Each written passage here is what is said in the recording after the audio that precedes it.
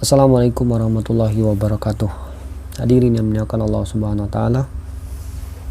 Lagi dan lagi kita ingatkan ya bahwa kejayaan, kesuksesan, kebahagiaan hidup di dunia maupun di akhirat yaitu dengan mengamalkan agama secara sempurna, yaitu dengan mengikuti jalannya baginda Nabi Muhammad sallallahu alaihi wasallam dan juga para sahabat radhiyallahu anhum ajma'in.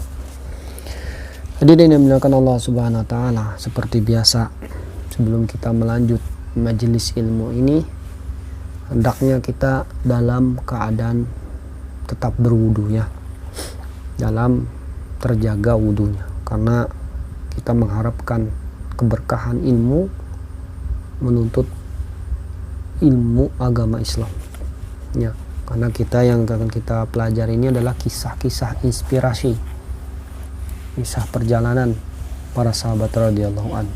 Kita masih dalam bab semangat anak-anak dalam menuntut ilmu dan memperjuangkan agama. Anak-anak maksud di sini adalah pada saat sahabat radhiyallahu anhum, pada saat masih muda ataupun masih kanak-kanak. Ada yang masih hidup, ada juga yang sudah mati syahid pada masa itu. Bismillah, kita akan melanjutkan ya. Kisah ke-10 ya, yaitu kisah Bara radhiyallahu an dalam perang Badar. Perang Badar adalah perang yang sangat utama dan penting karena kejadiannya yang begitu hebat ya. Jumlah kaum muslimin ketika itu sangat sedikit, hanya 313 orang dengan 3 ekor kuda ya. 9 atau 6 buah baju besi, 8 pedang dan 70 ekor unta. Beberapa orang saling bergantian mengendarai unta.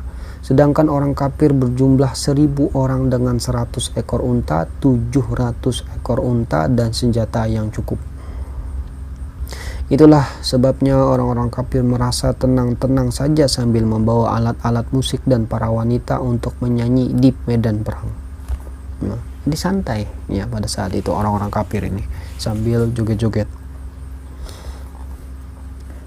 Ketika Rasulullah Shallallahu Alaihi Wasallam melihat perbandingan antara kedua pasukan ini, beliau berpikir bahwa kaum muslimin sangat lemah, maka beliau berdoa. Ya, jadi Rasulullah itu berdoa setelah melihat perbandingan antara umat muslim pada saat itu dan juga orang-orang kafir.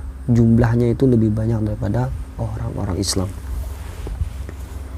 Lalu Rasulullah Shallallahu Alaihi Wasallam berdoa kepada Allah Subhanahu Wa Taala, yaitu doanya, ya Allah, kaum muslimin berjalan dengan kaki telanjang, Engkaulah yang memberi mereka kendaraan. Ya Allah, mereka telanjang, Engkaulah yang memberi mereka kendaraan. Ya Allah, mereka telanjang, Engkaulah yang memberi mereka pakaian.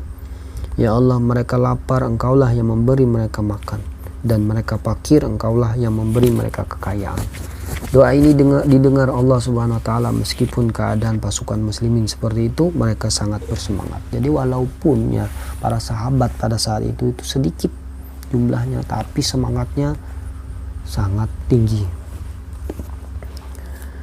Abdullah bin Umar dan Bara bin Ajib radhiyallahu anhum ya, sangat bersemangat ingin mengikuti perang, tetapi karena mereka masih kanak-kanak, Rasulullah Shallallahu Alaihi Wasallam mengembalikan mereka di tengah jalan. Jadi ada sahabat yang masih kanak-kanak ingin ikut berperang, karena masih kecil dan masih kanak-kanak, maka dikembalikan oleh Rasulullah Shallallahu Alaihi Wasallam agar tidak mengikuti perang tersebut. Faedah, di dalam kisah yang lalu, kedua anak tersebut dipulangkan dalam perang Uhud. Perang Uhud terjadi setahun setelah perang Badar. Berarti pada perang Badar kedua anak itu pada perang Badar masih lebih muda lagi. Tetapi karena semangatnya, mereka selalu meminta agar dapat diikut sertakan dalam pertempuran. Nah, hadirin Allah Subhanahu wa taala, dari kisah ini semoga kita dapat mengambil pelajaran, sehingga kita mampu mengamalkan dan juga menyampaikannya. Saya mohon maaf apabila ada salah kata dan perbuatan. Mari kita tutup majelis ini dengan baca doa kifaratul majelis. Subhanakallahumma wa bihamdika asyhadu an la ilaha illa anta astaghfiruka wa atubu ilaik. Assalamualaikum warahmatullahi wabarakatuh.